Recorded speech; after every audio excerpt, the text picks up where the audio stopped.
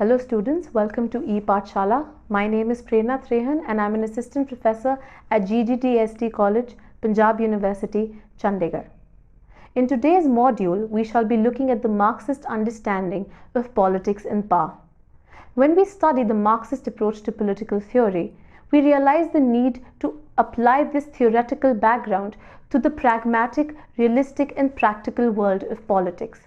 In this module, we shall look at the various Marxist concepts and how they function in the real world, whether it focuses on what was envisaged by Marx and how it differentiates from the same.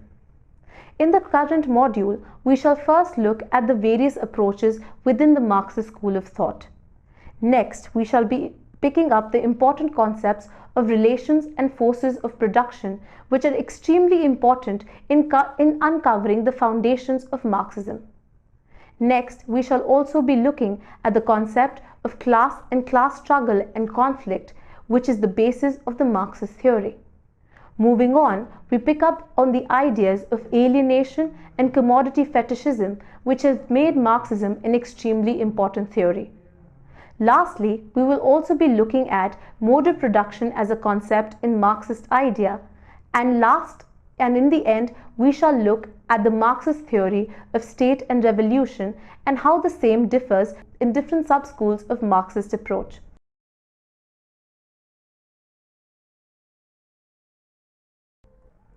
Marxism and the contemporary world. The word Marxism often invokes very specific kinds of imageries. Most of them are like romanticized description of communes or a stateless world, or even the iconic images of workers out on the streets. These are not just historically limited, but also in some sense try to reify the very complex and layered nature of the ideology and practice of Marxism. The Occupy Wall Street movement, which broke out in 2011 in New York, was one such instance when believers and readers of Marxism sat up and took notice.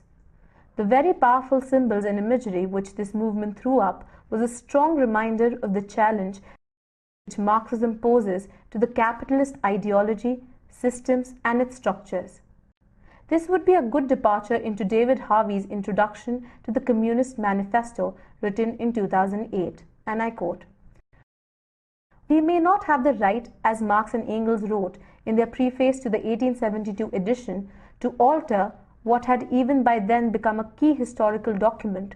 We do have both the right and the political obligation to reflect upon and, if necessary, reinterpret its meanings, to interrogate its proposals, and above all, to act upon the insights we derive from it."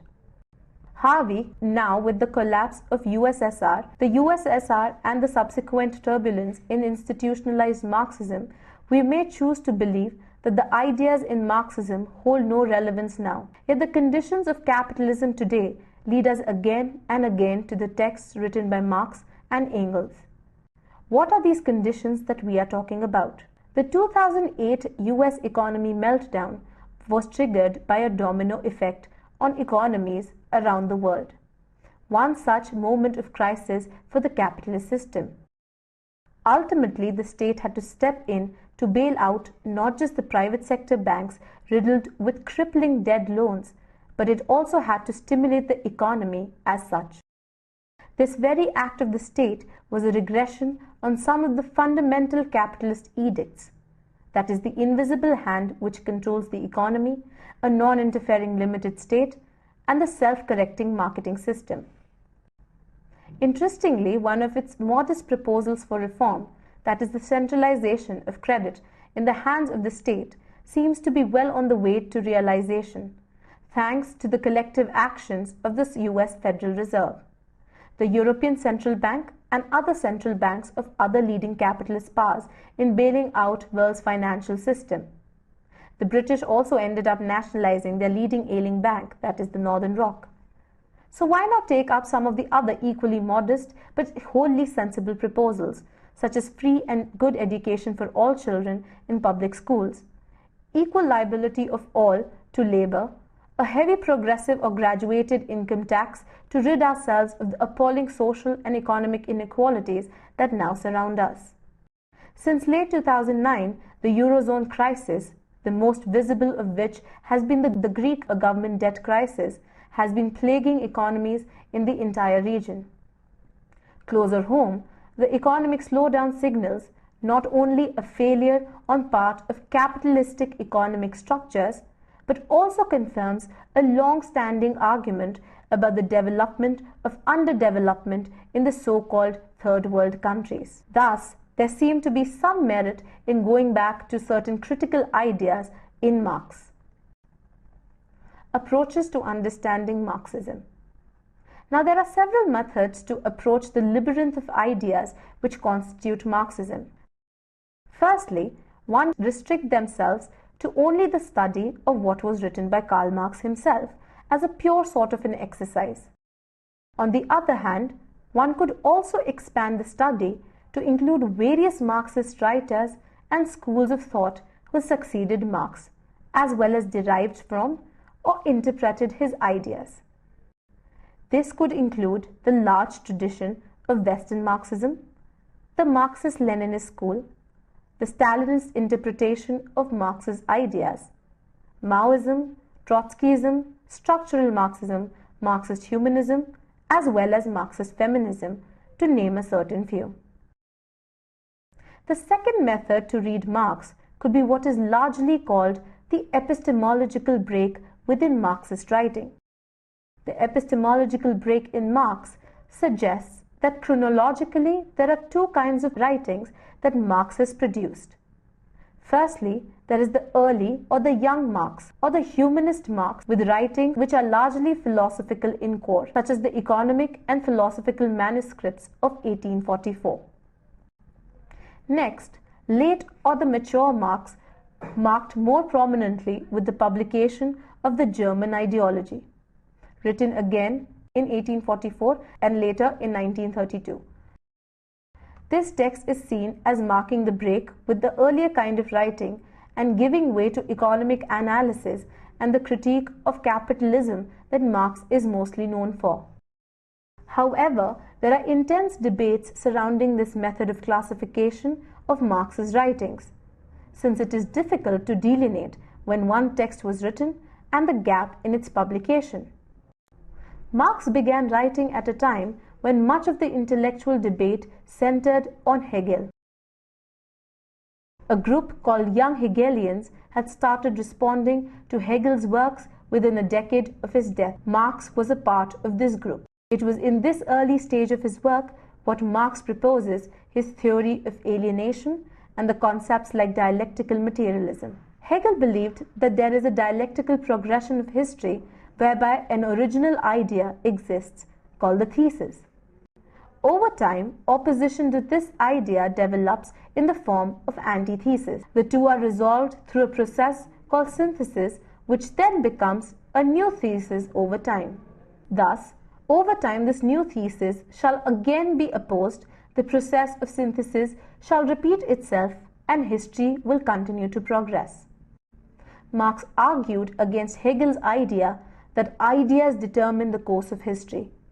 Marx instead proposed that ideas have a material basis in economic and social conditions of a historically specific time and age. Unless these material conditions change, ideas and thus history cannot move ahead. In Marx, this is termed as historical materialism or dialectical materialism, the fact that history depends on material ideas for its movements. Economics then seems to be at a vantage point from where we can weave into rest of Marx's concepts. This is by no means suggesting that entire of Marx's thought can be reduced only to an economic analysis. In fact, it refers to Althusser's famous interpretation that economy only determines in the last instance. Economy in Marx is intrinsically linked to the idea of human beings being marked with the capacity of production.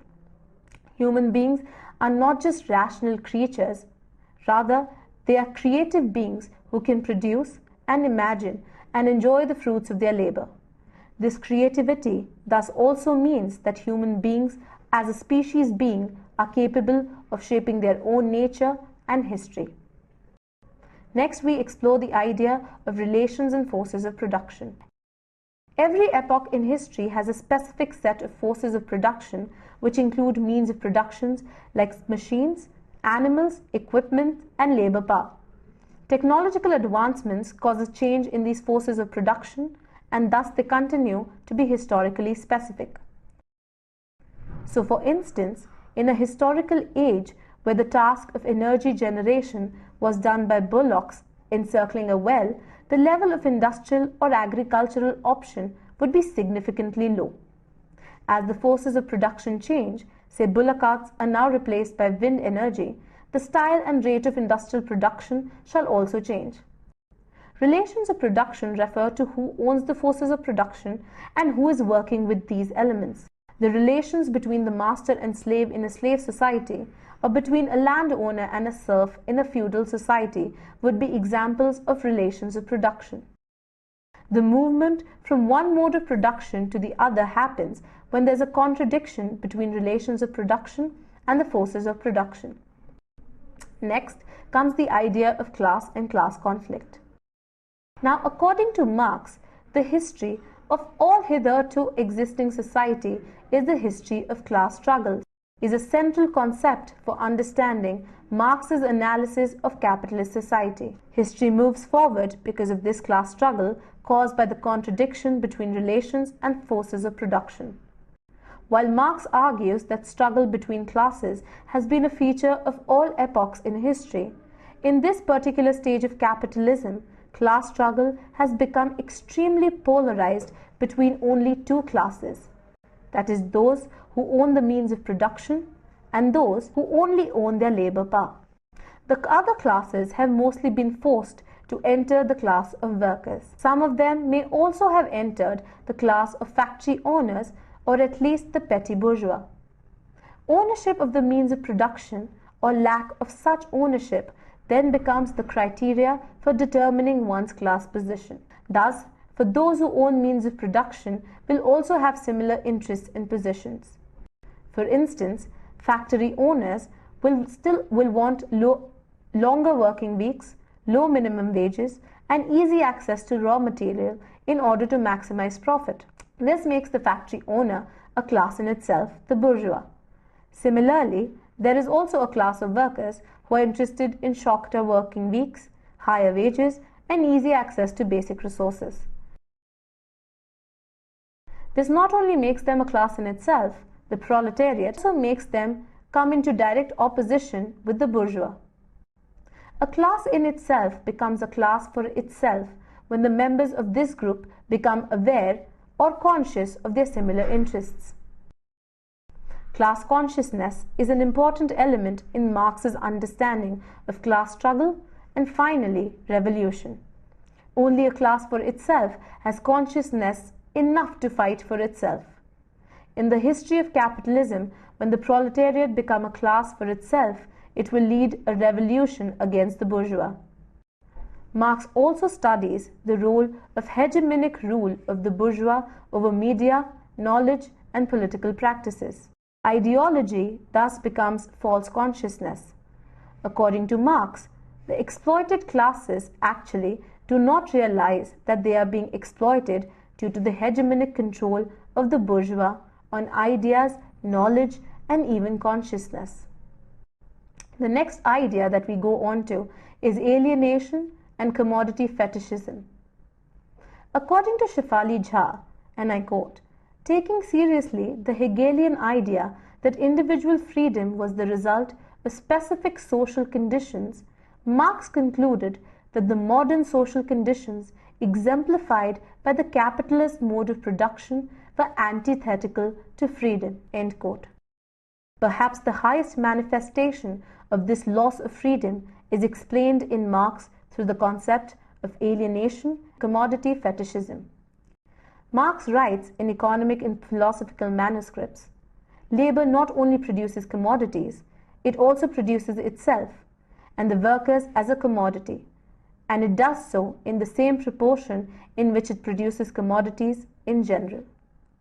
Marx here means that the product of labor becomes alien to those who produce it, to the one who labors. The product of labor objectifies labor and its owner, the worker, itself as an object. Marx further continues that in the sphere of political economy, this realization of labor appears as a loss of reality for the worker, objectification as loss of and bondage to the object, and appropriation as estrangement, as alienation. Thus, what does it mean for labor to be objectified? Naomi Klein, in her book No Logo, talks about her visit to a garment sweatshop in Jakarta around 1997, where a labor strike against longer working hours and an abysmal pay scales had just been concluded. Klein uncovers creation of jackets by Asian women, a product that they did not understand as they did not need it, and also for Canadians who did not realize where these clothes were being created. Thus, what these women are producing is alienated from them or is made alien to them at numerous different levels. Firstly, there is alienation from labor. Second, alienation from the product of labor. Third, alienation from the society and the fellow workers. And lastly, alienation from themselves as humans. Workers in a capitalist society rarely create an entire commodity on their own. More importantly, they never get to see the finished product of their labor increasingly due to the popularity of assembly line production or the increased level of footloose capital and labor. Importantly, the worker may also not be able to actually ever afford the product of his or her own labor. The workers cannot possess the product which their own labor produced. This therefore alienates the human beings from themselves. Ultimately, all social relationships are turned into economic exchanges even between workers themselves. This is what blocks class consciousness and does not let a class for itself develop. Commoditive fetishism is an advanced stage of this phenomena where the exchange value of commodities begins to override use value.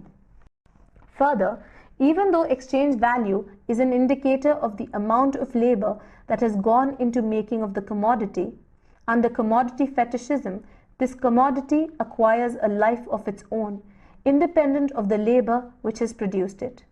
Commodities acquire an exchange value, or rather a value per se, only because of what they will fetch in the capitalist market. Ultimately, labor power, that is the capacity of the labor, itself becomes a commodity which is bought and sold in the market depending on its exchange value. Now, because this labor power cannot be separated from the human being who carries this labor power, human beings and their relationships also become commodities and are thus alienated. Capitalist mode of production, profit, and exploitation. Apart from being alienated, workers are also exploited. This exploitation arises from a basic distinction, whether you own the means of production or whether you are selling your labor. The bourgeois, because they own means of production, force the proletariat to sell their labor and extract a surplus out of that labor. In return for his or her labor, the worker gets a wage. For Marx, the surplus value is the difference between the value a worker produces and the value of his labor. The value of labor power is calculated by the amount of labor which goes into producing it. Now, the capitalist actually makes the worker's labor for much more than this cost. The worker thus labors for much more than the cost of his or her basic existence. This difference between what is paid and how much value is extracted from the worker is what constitutes surplus for the bourgeois. This surplus value is then accumulated as profit. This surplus value is also the basis for exploitation of the workers. Marx's theory of state and revolution. State in Marx is an instrument in the hands of the ruling class. Marx says, and I quote, "The executive of the modern state is but a committee for managing the common affairs of the whole bourgeois. Through obfuscation of ideology and through hegemony, the ruling class keeps the state as an extension of itself. This is why, for any revolution to take place, it is essential that the revolutionary class captures the state." For Marx, the roots of revolution lay in the struggle between classes. The bourgeois, according to Marx, was the original revolutionary class trying to break free from feudal control and leading to the establishment of mercantile capitalism. In the course of history, however, this class loses its revolutionary potential and becomes the dominant hegemonic bourgeois that we know of today. The progress of history, as well as the contradiction between forces and mode of production, will eventually force capitalism to begin contradicting itself. With an increasing class consciousness about their conditions, at this point in history, the proletariat or the working class would take over the state through a revolution and establish dictatorship of proletariat. Under the rule of the proletariat, called state socialism, the bourgeois institution of private property will be abolished. Division of labor will cease to exist, along with other instruments of state power. Slowly, the state will wither away, and in its place, a communist society, stateless and classless, will be formed. However, Marx's idea of state has been much discussed. One other strand in the debate is on the state being a capitalist instrument, whereas the other strand is with respect to the relative autonomy of the state. The discussion on passive revolution also features in this set of arguments. Antonio Gramsci first proposed that in a capitalist society, the only way to bring about revolution would be through a passive mode. Institutions like civil society would aid in this through the process of organic change. In Selections from Prison Notebooks, Gramsci argues that while France went through a ruptural revolution, other European countries did not do so, but instead went through a passive revolution in which the old feudal aristocracy was not destroyed, but compromises were made between the rising industrial class and the aristocracy. Nikos Poulantzas and Ralph Miliband have engaged in a debate about the nature of the capitalist state.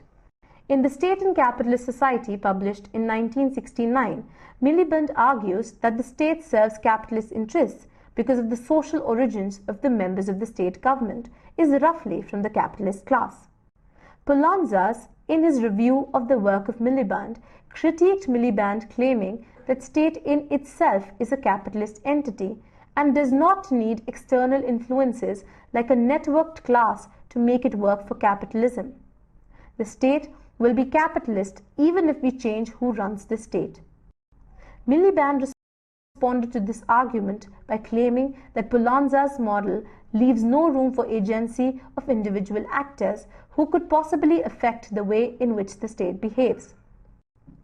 Indian Marxists like Pranav Bardhan have argued that the state in India was relatively autonomous because of the relative strength of all competing classes were roughly equal.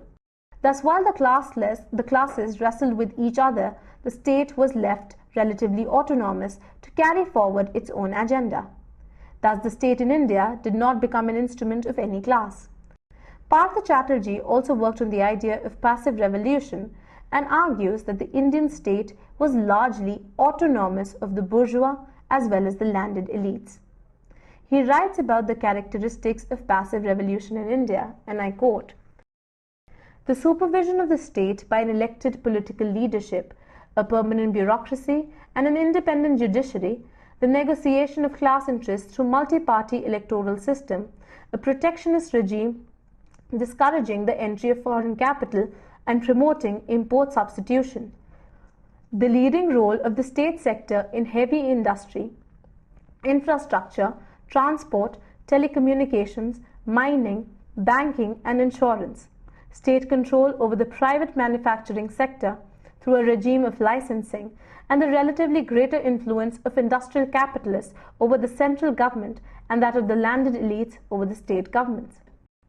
The contemporary nature of the state thus differs significantly from Marx's original idea due to factors such as post-colonialism, mixed economic models, and the lack of a clear transition from feudalism to capitalism in much of the world outside the pockets of Europe. In conclusion, it is important that while the Cold War years are usually considered to be the high point of ideology, the two dominant ideologies of communism and capitalism in this time came in direct confrontation and the debate was intense. Along with much of Latin America and China, the USSR provided a formidable challenge to the ideology of capitalism, or at least to the idea of hegemonic monoistic interpretation of the world. The end of the Cold War and the apparent triumph of capitalism heralded the end of ideology. From now on, there was seen as no gap between ideology and capitalism. Ideology had become redundant in favor of capitalism. The end of the Cold War was not simply the apparent triumph of capitalism, it was actually the loss of alternatives. In a short span of little more than 20 years, capitalist ideas have become normalized, so much so that a Cuba or Iran begin to appear as an aberration, a rather evil one at that. The world is still perhaps not unipolar in terms of ideology, but has rather been split into the normal and the abnormal. Yet there is resistance. The Occupy Wall Street movement was one such crack in the otherwise flawless montage of Western capitalism. The intense opposition to developmental projects in India like POSCO, Niyamgiri and Narmada Valley hint towards a multipolar ideological world where this kind of development has not been found acceptable. It is here that Marx's idea of surplus extraction has led to the idea of accumulation by dispossession, of primitive accumulation, and to an understanding that development and decent working conditions are not antonyms. Let us now try to summarize whatever has been studied within this module. What we understand is that despite the fall of communism in USSR and Marxism becoming irrelevant in world politics, Marxism as an ideology continues to offer alternative space of protest and resistance to liberal and capitalist ideals. The various notions evolved within the Marxist notion of politics are extremely relevant even today. When we study the ideas of historical materialism, relations and forces of production, alienation, commodity fetishism, we see them in various forms throughout the world, be it in sweatshops in Jakarta or in the beedi clinics of India. In today's scenario, the ideas of passive revolution and relative autonomy of state as developed by various schools of Marxist thought are extremely important in uncovering the varied nature of state in Marxist theory. Furthermore, the ideas of ideology and hegemony are extremely relevant in uncovering the lack of a worker-led revolution and why the same hasn't been possible despite being envisaged by Marx in his theory. The Marxist understanding of politics and power is extremely varied as well as nuanced. The study of the same is extremely relevant to gather a developed and holistic view of political science. Thank you.